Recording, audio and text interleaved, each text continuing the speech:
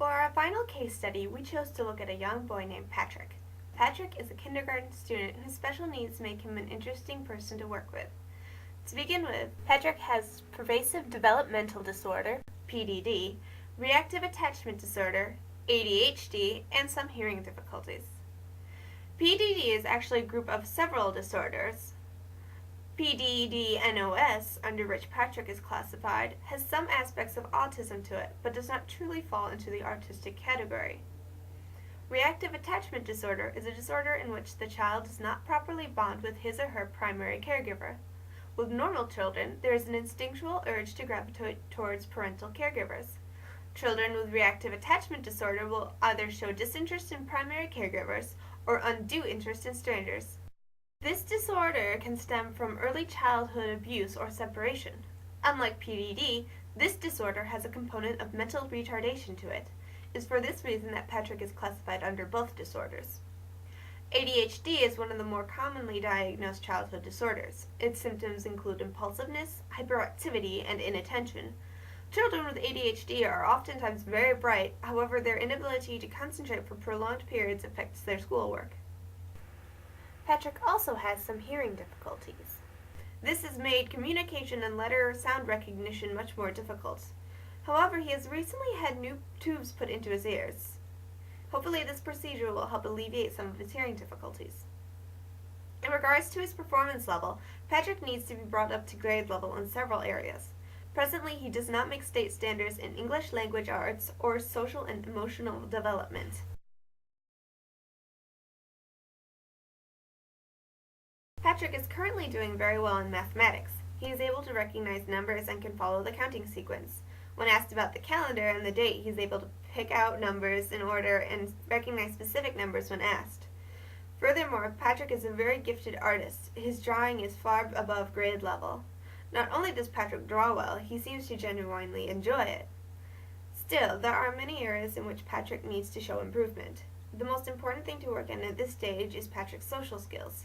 At present, he has difficulty controlling his temper and his energy levels. It is common to see him engage in unsafe classroom behavior, such as running with scissors.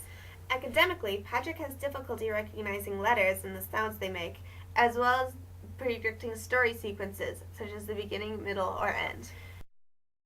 In order to help him catch up to state standards, Patrick has a dedicated staff of specialists at his disposal. His speech therapist works with him on sound formation and letter recognition.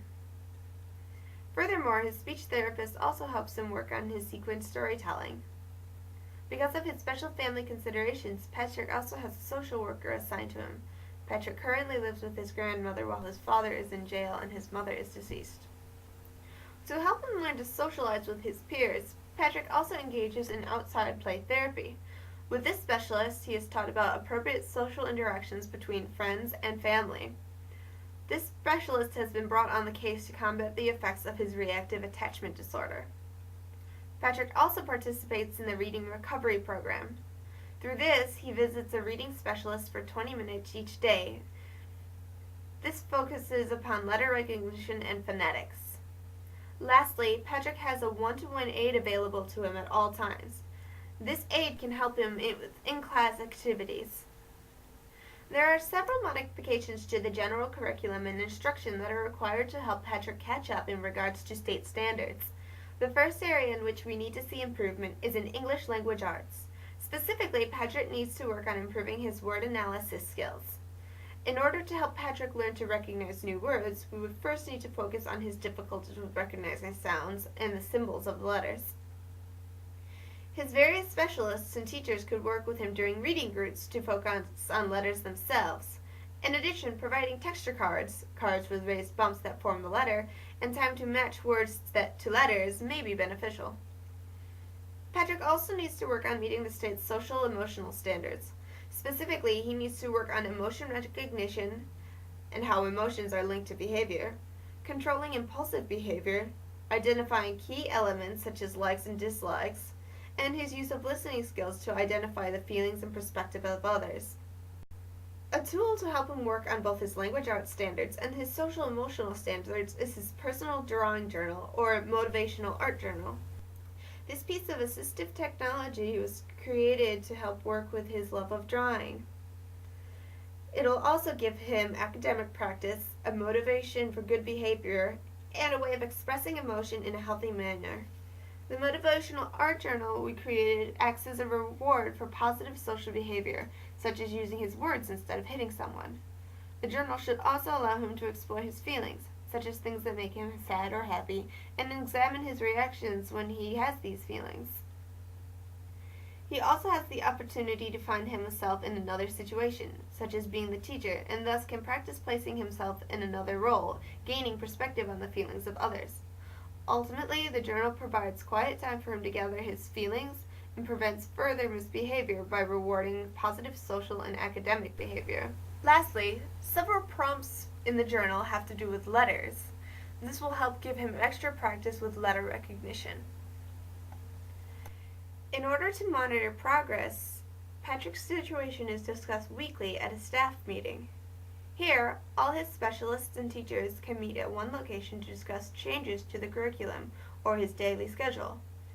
In addition, they can discuss areas in which he is showing improvement and those areas that might require additional support. During his daily schedule, Patrick's primary teacher has a special log that she uses to monitor his behavior. This log is broken up into 30-minute intervals. For every 30 minutes, his teacher marks down things he did well and things that require improvement.